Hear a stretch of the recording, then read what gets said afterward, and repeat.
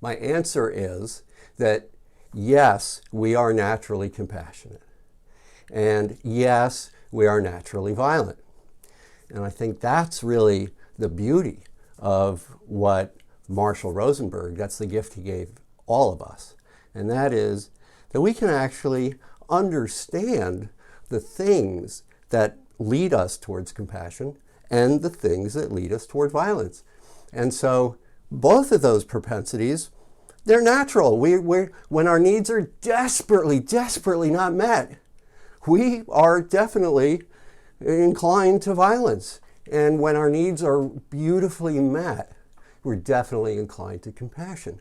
And so we don't have to answer the question anymore. Now all we have to do is figure out, how do we get ourselves in those places? Not do we try to change our nature, but how do we put ourselves in positions where we get to take advantage of our nature.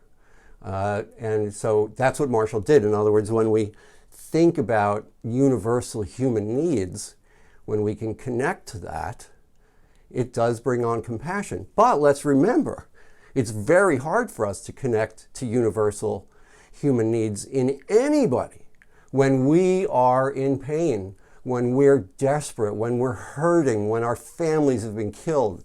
And so it's up to us to figure out how we can move from that place to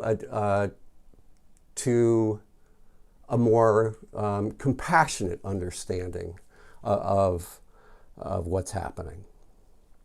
And so instead of saying that people are doing things wrong, when people are doing things that are just abhorrent to us, we know better now. We know that when that's happening, those people are in pain.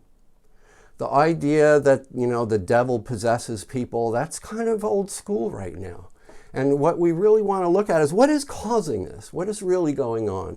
And I think we're at the place in history, really, or maybe even our own evolution, where we're really challenged to deal with this. We've been given so much in the last couple hundred years, between us having so much access to energy and industrialization and now data and communications and weaponry.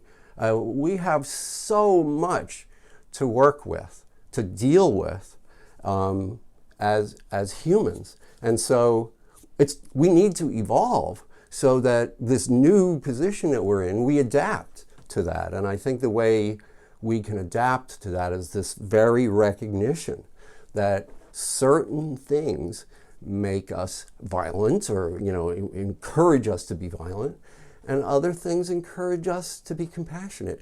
And there you go. There's our choice if we understand that and we're really willing to hold an intention to make that happen. So I hope that helps.